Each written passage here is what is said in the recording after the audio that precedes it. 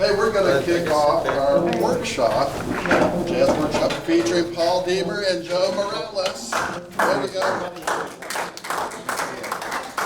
And this is Joe's class. For the most part, it's come early. The New School Jazz Club, and we want Paul to have one like that. And for the next few months, the first Sunday of the month is the plan, is we'll do this, it'll be free. We want to get all the people who would like to be up here. We're kidding, it's all ages, but it's primarily teenage. This one's full. Yep. So a lot of people want to join, so we're gonna have Paul come in and do the earlier class. So, because see, now everybody wants to be in this, and we're full. And I hate saying no to people. So Paul's ready. He's ready to take some challenge. And I'm Richard Spencer. I direct New School Music for y'all that are new or haven't met me yet. And Joe is our VP of Community Outreach and Performance. And Paul is an amazing multi-instrumentalist, teaches ET, trombone, equally good on trumpet, piano, drums. And so anyway, it's just a pleasure to have this going. We're having our camp. We haven't got the slot for whether it's the second or third week of June, but we'll release that soon. We'll be booked soon. And here's a little flyer, if you'd like one. That's what I mailed out. Here's bios on our geniuses here, Joe and Paul. And they'll probably already seen that. Used to be genius for me.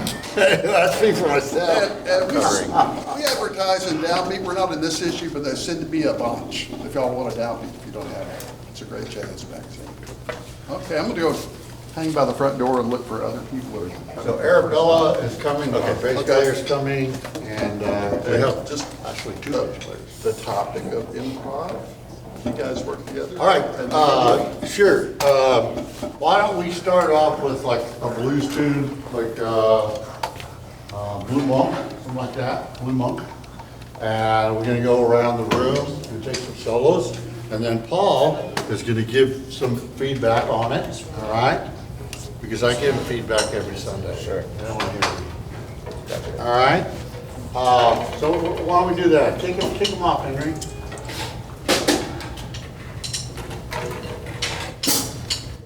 One, two, one.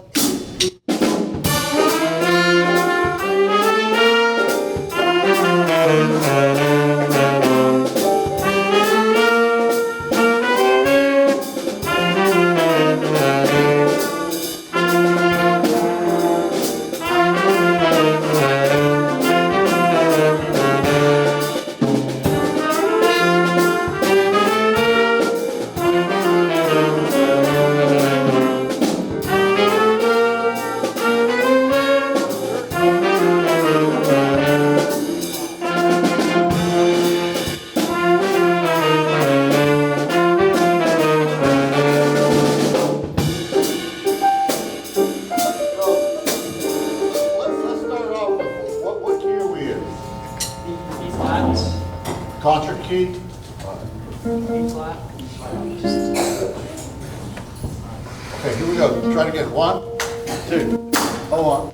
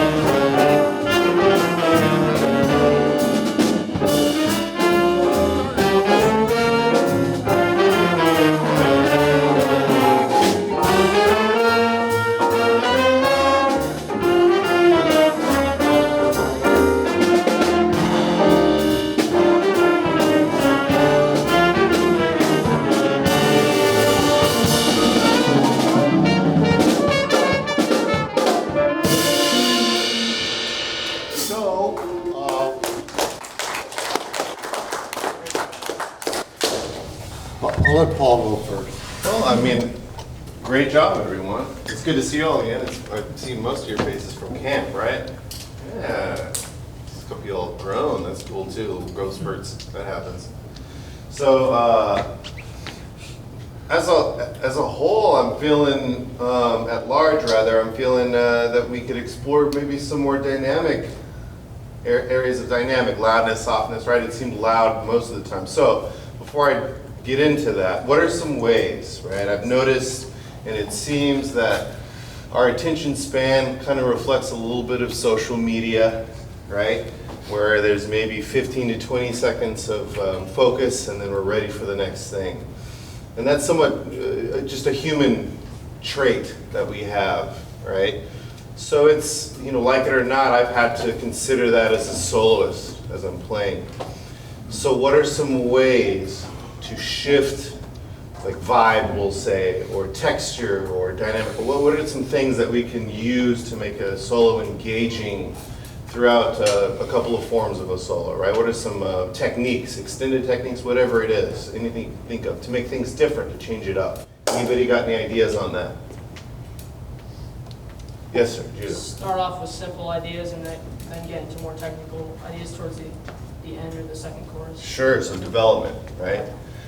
Oftentimes that'll include introducing a theme and developing a specific theme. Okay, okay, go ahead. Just like play a variation of what you played before. Sure, theme and variation, exactly. So this can be at any point in the solo. We're kind of just throwing all the techniques up on the wall, right, for consideration, and not yet considering what order they might happen in or what part of the solo to use them. But everybody's still with me here? I know we got some new people entering the room. All right, we were talking about attention span, right?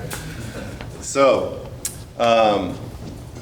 we can use, I'll throw in a couple, and I think it'll maybe jog your minds of other ones to add on to that. So one might be play really loud, right? That could be something you could use at some point in your solo. And then the opposite of that would be playing really loud. Go ahead and answer. Let's Really soft. play really soft. Yeah, we got to get this connection going here, this dynamic. This is we're a team effort here. I'm not just going to be talking at you for the whole time at least. So then what are some other kind of dual or dualities or kind of contrasting things? We see this in all forms of art if you look for it, in movies and books and painting. There are these oftentimes contrasting, or what we've learned in school called juxtaposition, right? Remember learning about this in maybe English or reading. So what are some other examples of this? We did loud and soft. What are some other ones? Yes, sir. Slow and fast. Slow and fast. Similar to what Judah said, but also different, where we can do like more lyrical, half note, whole note melodies, and then towards the maybe second chorus, or maybe when we get to the bridge, if it's a slower tempo, then we start picking up into, right, getting into some 8th notes, 16th notes, and triplets, right? Yes, another one. Different types of like articulation. That's a great one. That's a beautiful one. So you can go between da da da da da or da da da da da da da, right? Long, short, anything in between, right? So we just need to consider all these options as part of our toolkit for when we're soloing. And so far, none of these things that we've listed off explicitly have to do with the right chords or the right notes. So this is something we can use outside of that, especially at this earlier stage if we're kind of struggling to keep the form or know what chord we're at or whatever, which I sure did in my earlier years. Then maybe I can shift a little bit into focusing on these other things and still keep my solo interesting while I'm working on understanding harmony, right? So there's other things we can pay attention to make the solo exciting. There's a few more. Maybe play really high and then play really low. There's another one where you can play very like linear, like chromatic, like snake-like, right? Or, and sax players are great at this, you can play this is vertical, right? So vertical and horizontal, arpeggios, right? All kinds of different dualities or contrasting things we can use into a solo. Cool? So don't forget about that, and you'll be reminded throughout your tenure learning this music, but I think it's a good thing to check into here, right, in this moment. Okay, so, am I ready to move on from that? What about tempo in the field? For that particular song? The tempo in the field is good, yeah. So we can move on from the themes real quick, and let's talk about drums. And that's part of it too, the dynamics, the tempo in the field. Those are all connected, of course. So let's start with the head in. Let's start from there. I'll count us in, and eventually, I would recommend you all checking out a version. There's a version that I'm familiar with, being a trombone player of this song, that was played by J.J. Johnson and Kai Winding, where there's a counterpart. So there's not 9 people playing one melody, right? Typically we don't need that many people on the same melody in a small group or medium-sized group like this. So there are tons of recordings and examples and resources to refer to hear a version of it where they have a harmony to it. And that kind of keeps, again, catering to that attention span. We have it one voice the first time through, and as humans, turns out we need something a little different the second time, right? So this is just communication. We're learning to talk and speak to people and connect with people and understand human-to-human contact and interaction. But through music, and more specifically through the language, which it really is to me, in my opinion, the language of jazz, right? It's an expressive language. Okay, so getting back to the groove and the beat, let's start. We won't figure out a harmony right now, but check that out. I mean, all you should be writing this down on your phone if you're allowed access to them. J.J. Johnson Kai Winding version of this tune, Blue Monk, right? So that way you can go home and learn the harmony to this, and then when you go to the next jam session, you've got this hip new harmony to show your friends and the people that you're playing with, right? That's what I found fun when I did this in my younger years. If you continue in this tradition, you'll learn that seeking knowledge like this, it's almost similar to, I wouldn't know personally, but what I imagine someone in law school, like the commitment to learning all the information behind the U.S. law and all the court findings and rulings and everything that's happened, just consuming information so that when you enter, for them it's the court room, right? For us it's the bandstand, very similar thing. But when I step on there, now I have all of that information ready to access, to speak to whoever I need to, from a place of being informed, right, in the music. So that's going to be a theme in school if you study jazz, and it'll start to become a competition amongst your friends of like what's, actually Isaac's kind of a walking encyclopedia of this, of which tune when and where and what year and who was on it. Like that's a tradition and a cultural thing of this music. So it's important to start tapping into that now, right? Cool. Before I move on, any questions about this stuff? We good? What I'm saying makes sense? Okay. Gentleman on the trombone, which, Thomas. Thomas? Yeah. Well, behind you, actually. Javi? Javi, cool. All right, stay with me. I know it's, you know, the trombone is an interesting instrument. I play it. But let's just stay with me here, okay? You're playing some high notes early, too, with that downward angle. That's pretty interesting. All right. It helps. That angle playing down helps. I think, Judah, you do that a little bit, too. So I'm headlong into brass tech. That's a whole other thing. But let's stay on this, okay? Let's start this melody. All right, and I'm just going to tell you before. Ba-ba-da-ba, ba-ba-do-da, do-ba-do. Right? This is a conversation together. For us, we're experiencing this moment as individuals, but for the listener, this is one unit of sound and expression. And so we need to be aware of how we're sounding with each other as a unit, okay? Ba-ba-do-ba, ba-ba-do-ba, that means we're together. It's an ensemble. 1, 2, 1, 2, 3.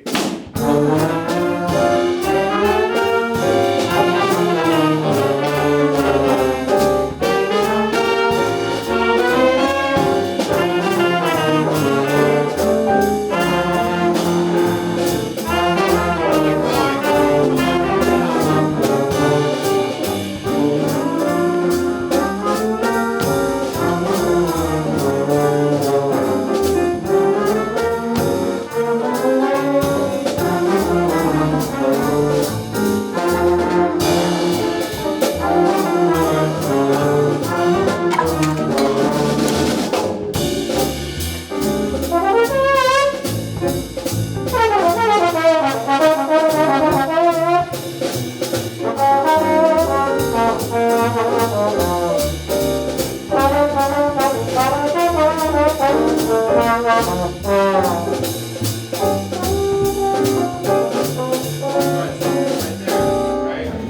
Hold on, let me just check my trombone real quick.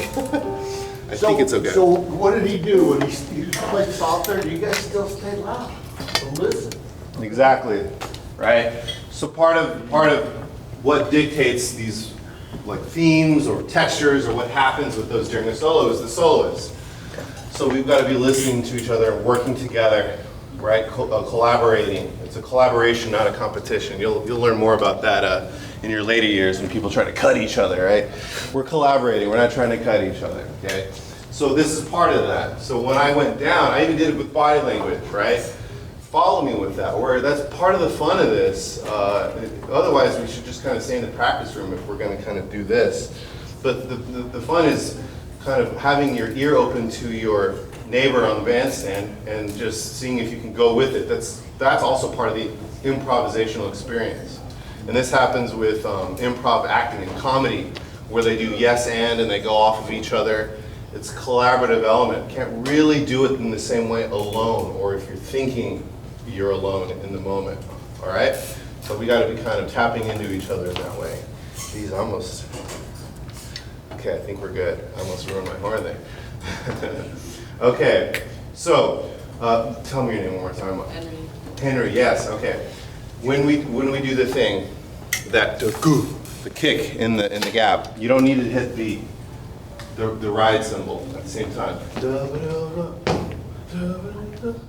That's it. You don't need to do this. Less is more for all of us, honestly. Less is more as far as how many notes and how much we're putting in, right? And even volume, too, at this point. That's what we're talking about. Everything's loud right now, especially with this size group. We start feeding into each other because we can't hear ourselves, and it's just the loud game, right? So we want to watch out for that. Okay. He wants to try 2 choruses, and we'll just do what I did. Screw it, we'll kind of keep it in a lane here, okay? Where we come in strong, and then that second chorus, right? Bring it down, some excitement, something that's not predictable. That's a big part of what we're trying to do, is avoid predictability, okay? So who wanted to try that on the horn? Solo, solo. Gentleman in the middle, tell me your name one more time. Liam. Liam. All right, ready? 1, 2, oh. Go for it.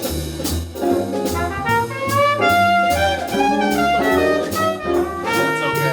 That's what we do. That's what we do.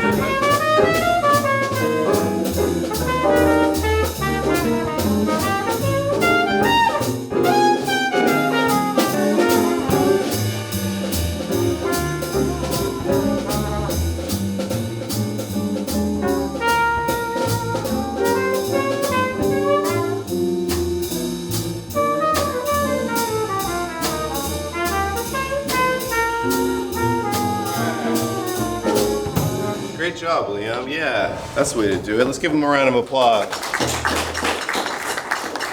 So something that might help you in this regard, we kind of have to remember, like I was saying before, that people are following us, whether it's sonically or. It reminds me of before I used GPS, which none of you all will remember that.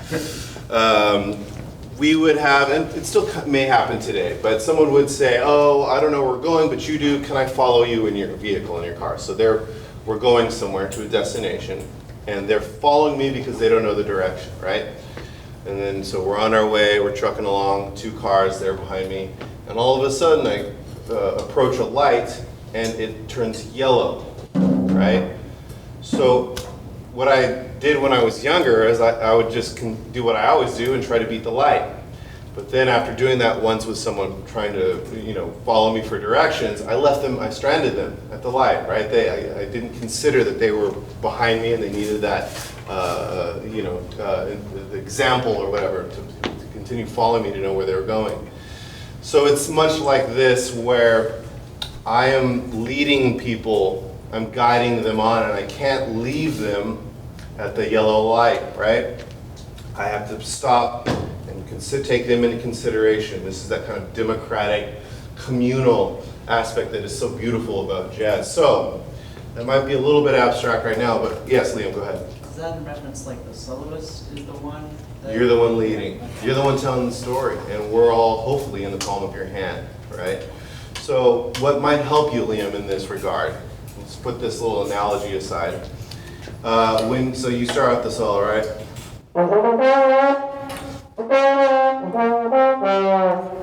To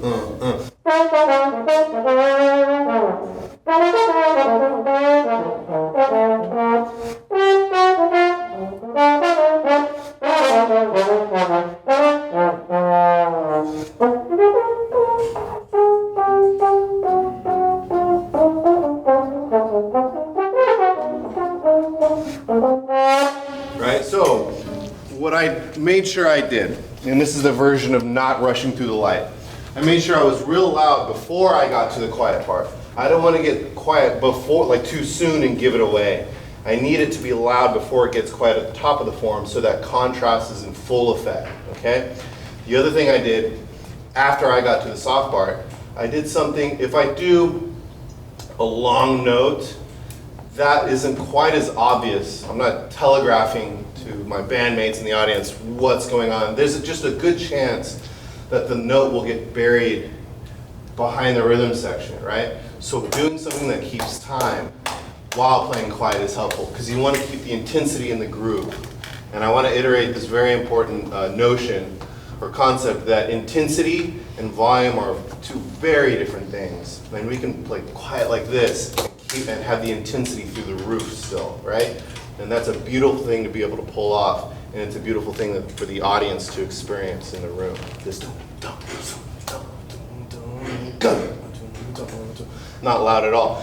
I'm sure all the parents know this experience of you better not do that again. I'll tell you once if you do that one more. There's no yelling, but there's some intensity there. And you probably see the look on your kid's face and yeah, okay, he actually has, I understand. And so that's what we want to recreate, right? It's an interesting form of communication. It's very expressive and useful, okay? Let me just get a sip of this coffee. Okay, who wants to try it again? Let's do slow fast or lyrical and then mini notes. So maybe a sax player or a trumpet player. You want to try it, Judah? Start a super simple space and then second solo. Right? A one, a two, a one, a two, three.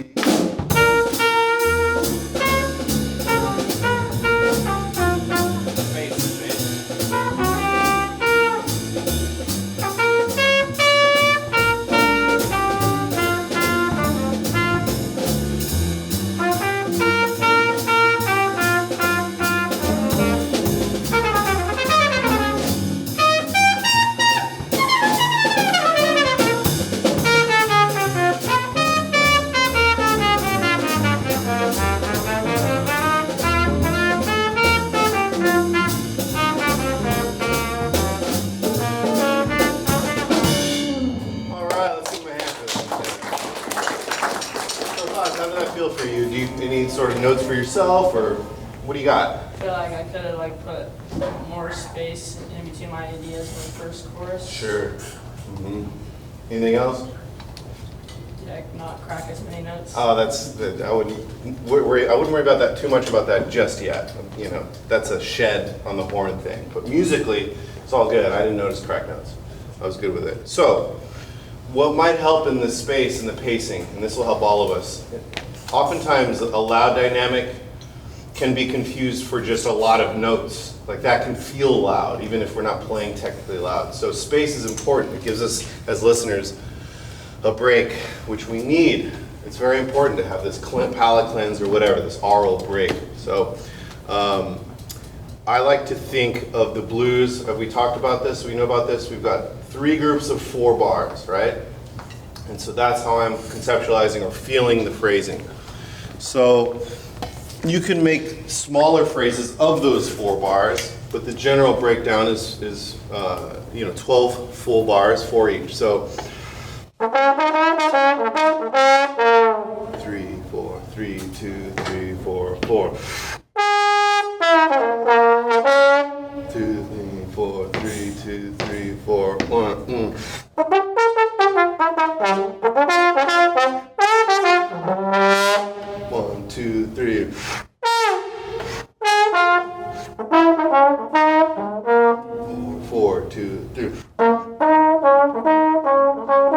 3, 4, 2,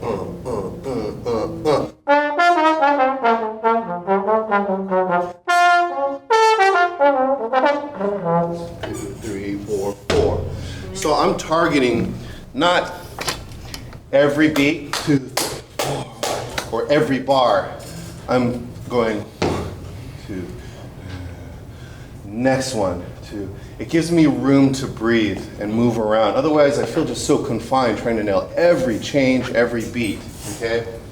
Now, as a general rule, I'm just going to jump right into this concept. This is a concept called forward motion, and it's taught specifically by a gentleman named Hal Galper. He's a piano player, played with Michael Brecker, with Woody, the sax player. No, I'll come back to his name. I'm drawing complete.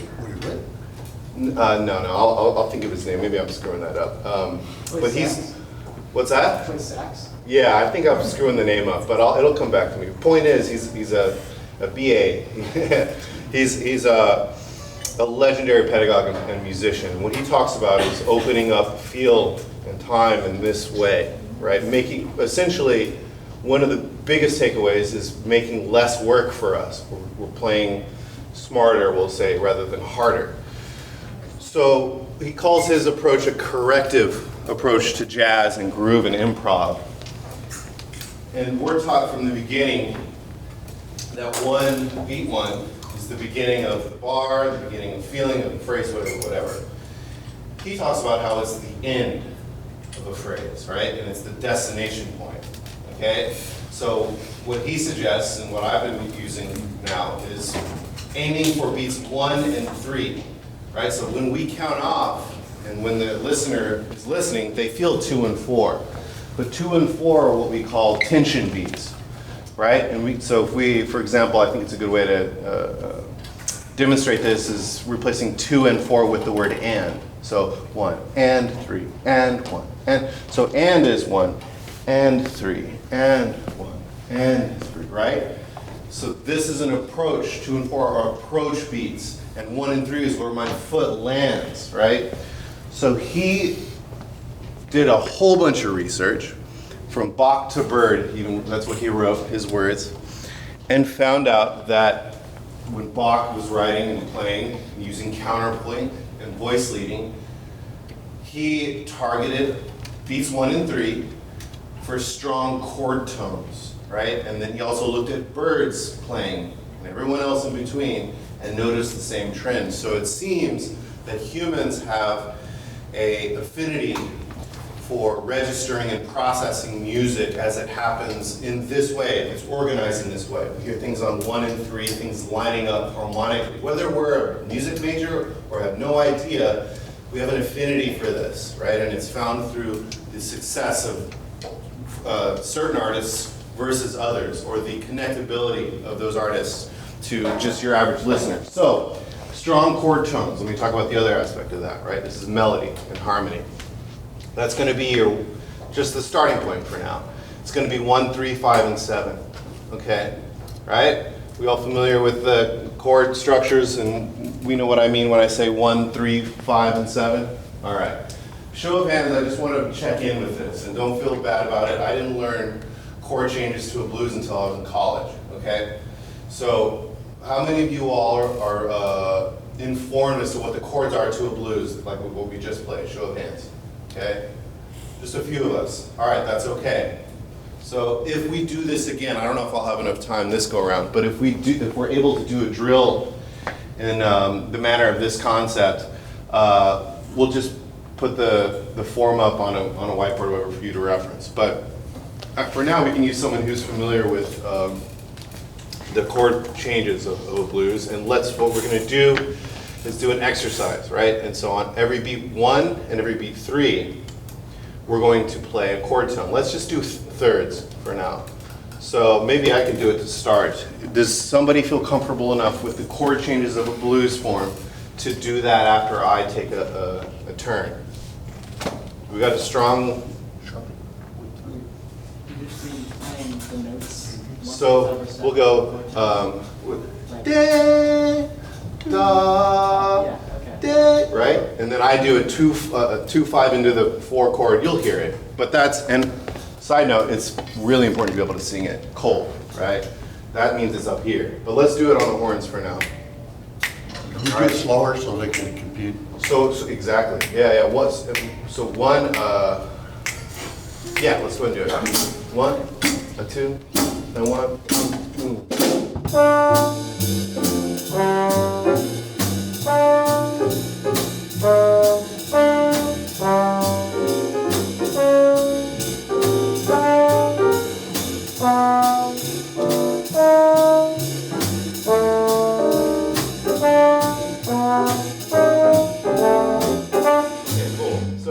I did the whole turnaround. I don't think you guys are doing that, but there's a 3-6-2-5 turnaround at the end. There's a couple more chords there. So right now I just did 1, right? For the chords that are a full bar or a whole note length, I'm only playing beat 1. But eventually, once we get more comfortable with chords in the blues form, I want us to be playing, 3 and 7 or 3 and 3. So as far as the chord degrees. But the beats that we're landing them on is going to be 1, 3, 1, 2, 3, 4, 1, 3, 1, and arrival, landing. These are target notes, and we're aiming for them. We're trying to hear for where those are happening. Okay, this is a huge 8 and 8th note lines. Just want to throw that there. So, did we have a volunteer for wanting to try that? Okay, Liam. All right, cool. So you can play it the form as you know it, and just aim for those 3s. And actually, just to get used to counting on 1 and 3, or feeling on 1 and 3, play the 3rd 2 times. Da, da, da, da. Cool? 1, 2, 1, 2, 3. So you want 3. Yeah, 3 only. Let's try that again from the top. Right? You're doing good voice leading, and 7 will add eventually, but we're just doing very basic right now. 1, 2, 1, 2, 3, 4.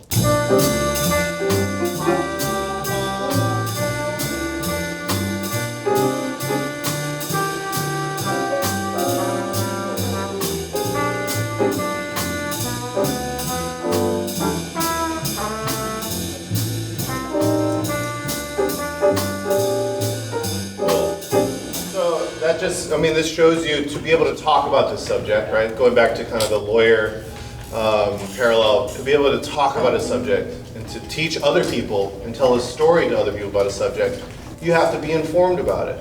So we got to do our due diligence to learn the structure, even the basic structure of a blues. Maybe not with all the 3-6-2-5s and all that, that's fine.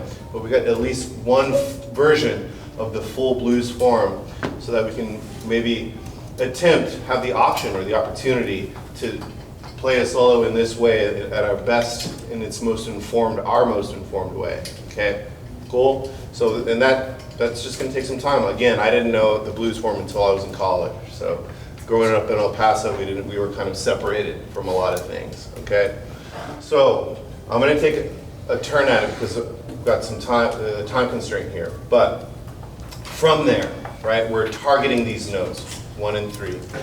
So now I'm going to do an approach note, right? The target means there needs to be something coming at it, approaching it, right, from a distance. So I'm going to do an approach note towards these 1 and 3s, and it's going to be a diatonic or scalar approach note from above, okay? What this does is that it creates like a pickup note. Da, da, da, da, and 1. And 1. And so now, even with this very first approach note that we're adding, we're creating forward motion. It's not just chord. There's that, if we play just chord by chord, or what some people call cookie cutter, that really gets in the way of forward moving lines and the feeling of something being speech-like or conversational, right? I went to the store, we got eggs, blah, blah, blah, blah. Right? This isn't a forward-moving interaction. So when we have this approach to jazz harmony, we're addressing that, okay? So I'm going to go ahead and do the approach note by scale degree, and you can hear what I'm talking about, okay? Are y'all ready? All right, rhythm sections are good on the chords, right? 1, 2, a 1, boom.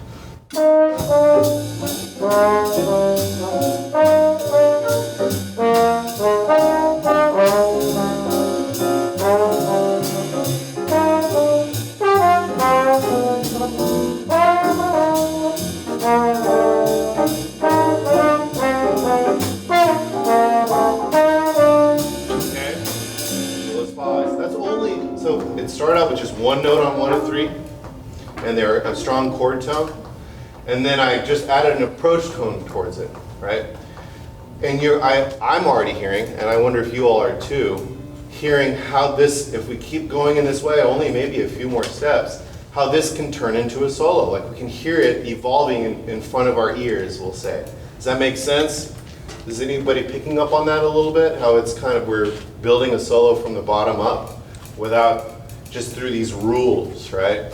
Hal Galper talks a lot about creating restriction in order to access freedom, okay? So that's what this is creating a lane for us to understand, to exist in. Too many options, we get paralyzed, right? Some paralysis there. So doing it this way, especially at the beginning, is helpful for us to find a path and access this forward motion in harmony, okay? Let's see here. I'm gonna do one more, and it's gonna be from a chord tone above and then a half step below. So, da da da, da da da, da da da. And this is a great exercise for all of you to do on your own at home. You can take it slower, and you don't have to do it on the third. You can do it. Remember, what are the strong chord tones, everybody, of a chord? What are the ones that I mentioned? Everybody together, ready? 1, 3, 5, 7. There we go. Right. 1, 3, 5, 7. So we can do this targeting on any of those notes. Okay. 1, 2.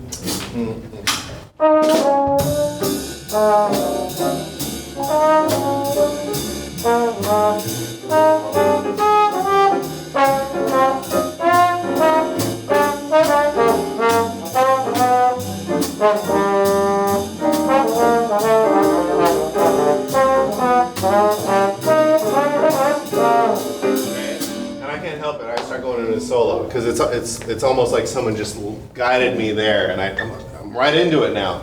I couldn't stop myself from making it into solo, and that's what you want to feel, at least in my opinion. That's when I feel I'm at my best, is when the solo, it feels like it's writing itself, and I'm not having to force it out. With things like this, with this, sometimes this can feel just, this art form and the approach of it can feel so abstract. Again, all these options, improvise, just do whatever you want. Shoot, that's anything, right? With this, it gives us some of that structure and that lane, and then from there, it pulls me into ideas. It brings, the solo starts to write itself rather than me feeling paralyzed or in some sort of stasis, okay? Thoughts, concerns, questions? Anything to add on to that? No? Okay, so let's try something.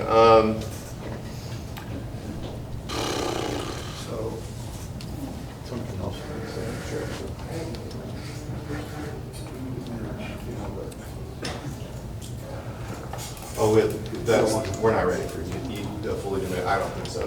We're not. Usually, I have a 2/5 and a D flat on bar 4. Well, I'll work with them. Sure. Yeah. Just to get This group comes every Sunday. And a little side note too, right? This is just to add on to all of this, right? Tuning. You got it? Cool. So, when we improvise, I think initially we're taught that a 2-5-1, we're all familiar with this terminology, what a 2-5-1 chord progression is, okay? Right, if we're in the C major, we've got D minor, G7, and then C. Those are all derived from that scale, right? And we're told, well, if you see a 2-5-1 there, you can just play C major over it, right? So that might sound like this.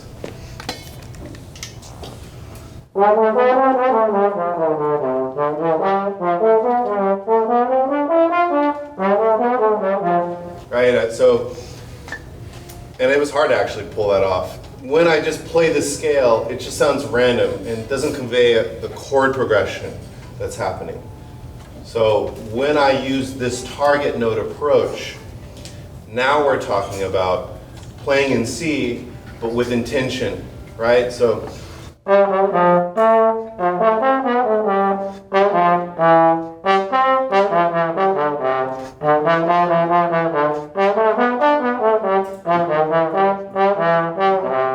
can hear the chord progression, yes? So this is some of that, again, forward motion that I wanted to reiterate in a slightly different way to show the importance of not just throwing a major scale at a 2/5, but targeting strong melody notes with strong beats, okay? Let's try this. I want everybody, I know this is a sin, a cardinal sin in jazz. Either tap your foot or snap your finger, right?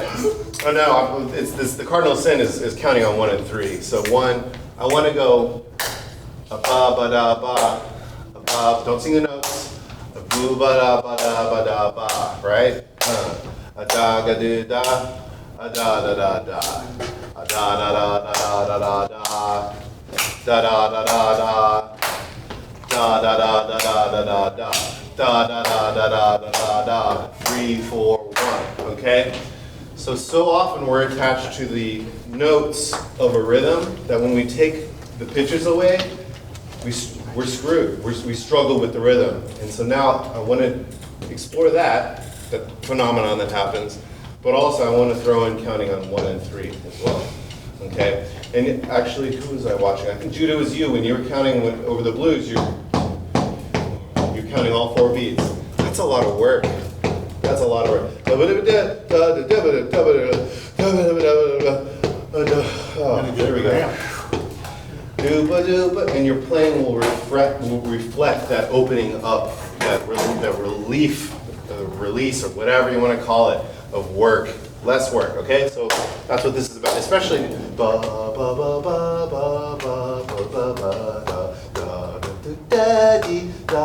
You want to do this? Right? It's a lot of work. We'll get more into that. Okay, the faster you tap, the bigger beat that you play with. Okay, make everything a ballad. Does that make sense? Make everything a ballad. Okay, we'll get more into that another week. But for now, let's sing we're gonna sing the rhythm, but not the right pitches, and we're gonna stay on 1 and 3. Okay, tap or clap, and you all can join too if you want to. 1, 3, 1. Ba ba da ba, da da da da. No pitch. Don't pitch it. Just the rhythm. I just want you to do 1. Ready? Keep it going. Do it again. Ba ba da ba. 1. Just 1. Right there. Just the big 1. 1.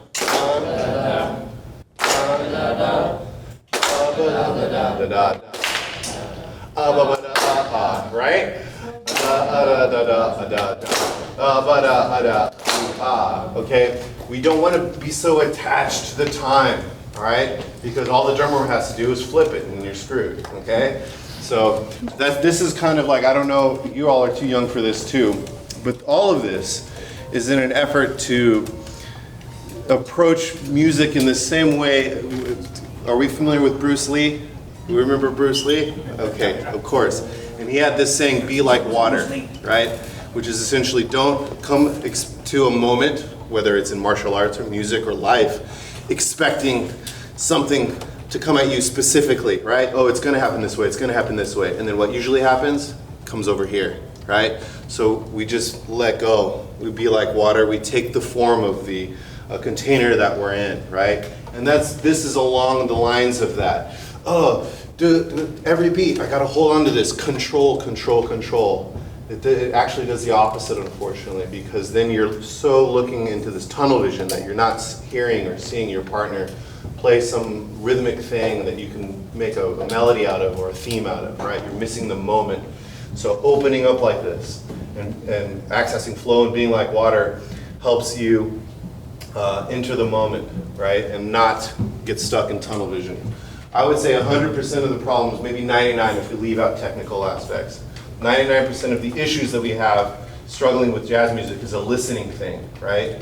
And all of us have perfect hearing, like there's no hearing loss, for the most of us, just generally speaking, right? So the listening is more of a, like being aware of, it's an awareness or conceptual thing, right? And it's because we're going 1, 1, 2, 3, 4, chord, chord, chord, chord.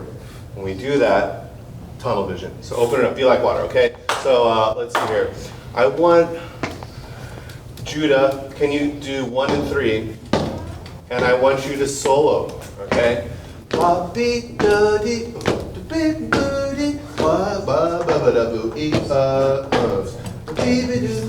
Okay, so just solo with your. Just tapping one. Yep. All right. 1. The blues from the top. 1, 2, take a solo. 1, 2.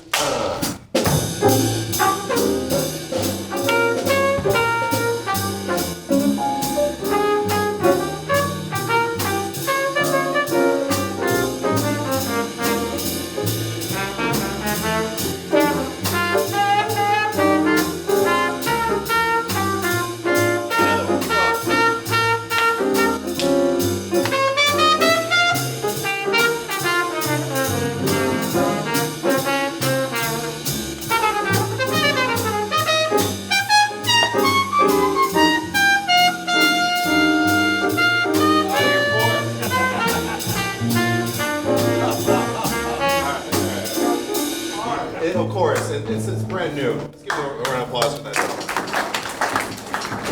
It's a brand new concept, so you're going to slip back into your old way. He even writes that in the book. It's like you're going to find yourself like trying to count back and forth, but just remember to train yourself in a different way. Thoughts, any sort of feelings or new things there happening for you? It's hard, especially when I'm trying to do like faster stuff. I want to do all 4 beats when I'm in time, but It's a control thing, but you're still in time.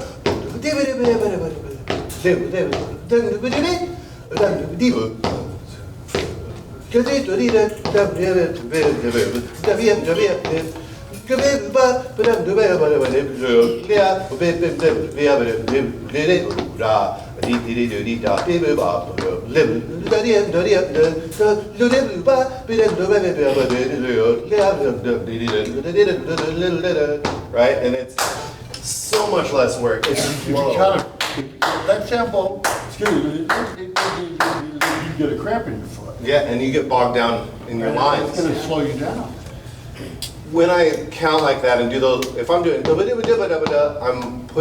I'm accenting more of them. When I do that bigger time, I'm letting more notes go by too, and it sounds more conversational. Right?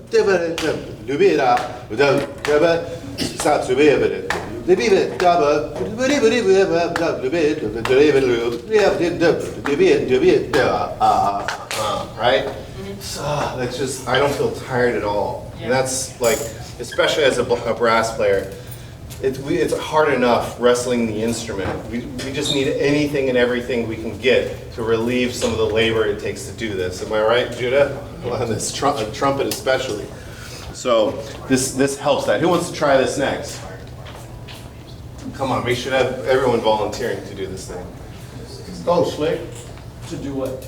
Count. Scat? Well, we've been No, talking. no, no. For the tap? Tap. No, Or no. the third thing? Yeah.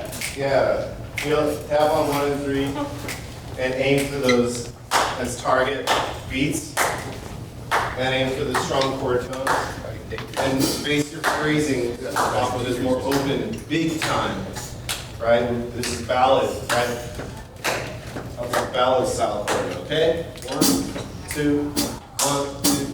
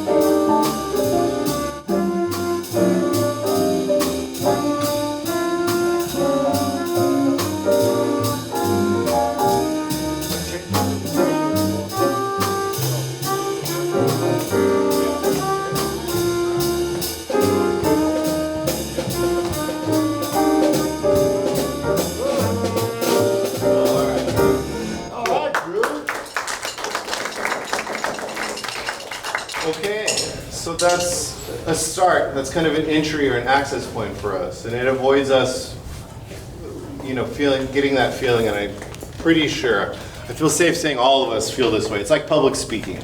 We get up and we don't have any experience in public speaking, and then all of a sudden it's our turn to go, whatever, we're at the mic, and it's like frantic, right? And then some people freeze and don't say anything, or some people, this is I think where I function sometimes, they just do the word, and then we go to, and they speak a lot, right? So with these constructs and these access points, it gives us something to hold on to in that opening moment of speaking, whatever, like public speaking, our version of public speaking. And so for that reason, I think, and many would agree, musically and experientially, that playing something simple like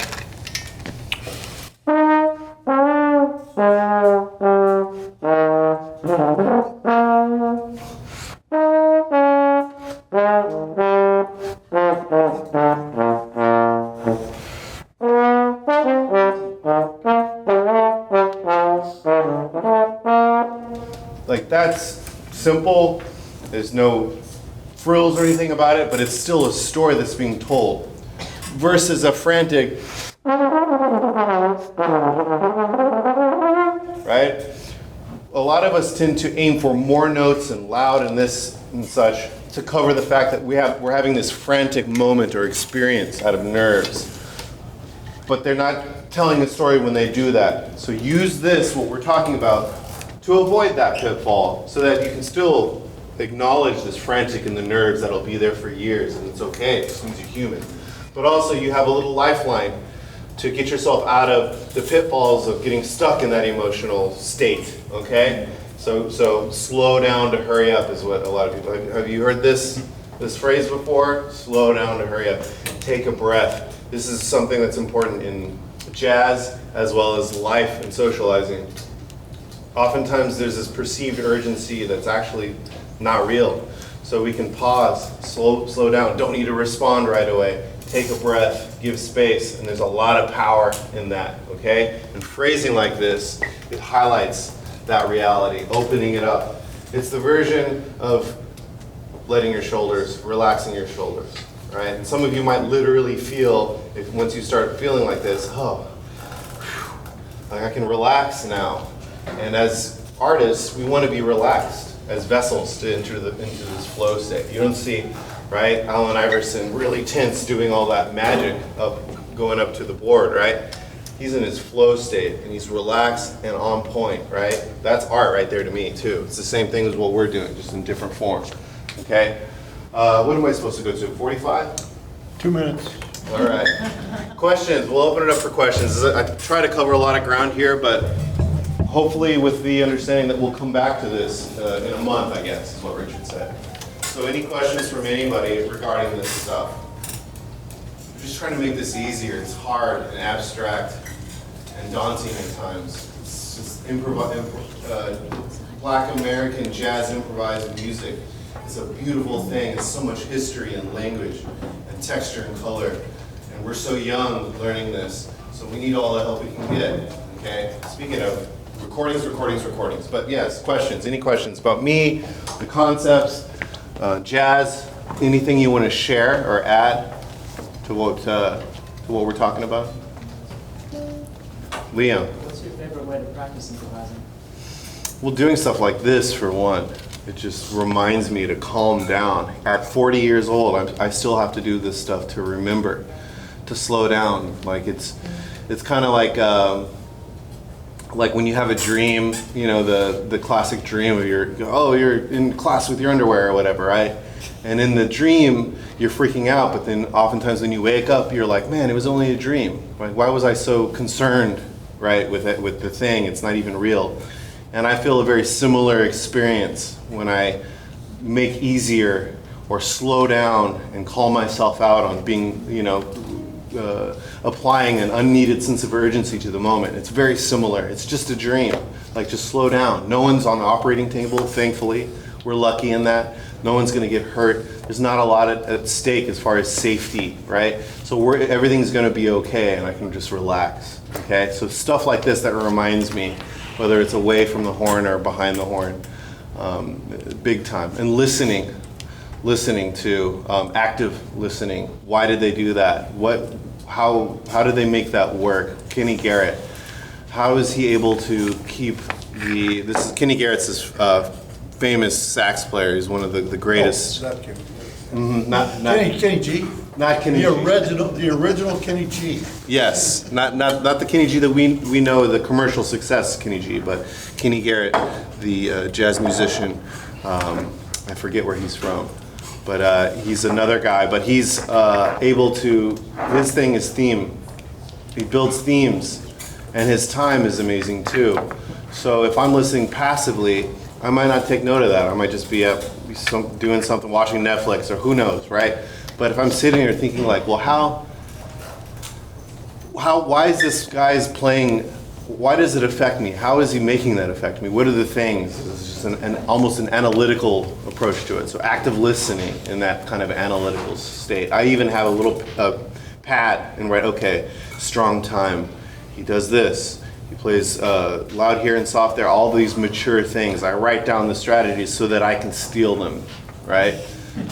It's ethical stealing. Art is that, right? It's either sharing or stealing or some, combination of both as far as these creativity and these ideas. We copy each other. We stole language and our ability to speak our mother tongue from our parents, right? In a way, right? We were around them growing up and just through exposure, picked up how to speak, those initial stages. And this is part of that. Hi. For the last 2 minutes. But we're going to be here next month, so I believe. Yeah, the first Sunday of each month, we're going to repeat this. If Paul and Joe are available, let's give them a hand. Any parents have questions about this stuff? Does it, even though not being versed in like jazz theory, I'm just assuming, some of you might be musicians as well, but generally speaking, not knowing what a flat nine, all this stuff is, right? Does some of it make sense vibe-wise, just philosophically, right? It's just being human, which we all are, and we just choose to talk about it and express ourselves in sound. But we do that every day, human beings, musician or not. We're making music. When you speak, there are notes and rhythms. So we're improvising and making music every day and connecting with each other. And so we're just doing the same thing. Take those numbers and all the things that we essentially just made up away, and we're just all communicating and connecting as human beings. So that's the beauty of this, and all art really. Okay, cool. I better get going though, but thank you so much for bringing your kids here and hanging. Thanks, guys. Welcome, stick around because at 7 o'clock we're going to do what we do in here. And at 43, I do the same thing that he does. He's 40, I'm 43. I still, I still wake up in the morning. I live, I eat, live, dream music. And at my age, I don't have any more nightmares. But all I dream about is music. I dream about these kids, I dream about all the kids that I teach, and I dream about myself practicing, because I practice every day. I don't have a choice. So who do I practice with? I practice with my students, and I tell them all the time, for my social media, I have nothing but sax, but it's just nothing but music. When he was talking about Kenny Garrett, look up Kenny Garrett with Miles Davis. Look up that solo right there. It's the best solo ever played. And I just want to say that these kids right here, they show up every Sunday, volunteer, and thank y'all for coming out. We're gonna do a little bit of music for you. Hey, have a good gig. Thank you. You're gonna do a jam session. That's correct. Okay, one other thing, I don't know, did you tell them all the instruments you played? You did, I thought. Okay, well, I'll do it again. So not only trombone, but trumpet, bass, not bass, trumpet, drums, keyboard. Trumpet, drums, piano, and trombone, and baritone and tuba a little bit too. There we go. So yeah, it's amazing. So if you'd like for your child, or if you'd like to be in the 5:30 band, or actually it would be 6 after we get set into a weekly, just email us. There's some information there. It's enroll@newschoolmusic.net. And I teach adults too, if any of you all are. Exactly, and on Wednesdays, still have Right. availability on Wednesdays. Exactly. Okay, yeah. Let's have one more applause.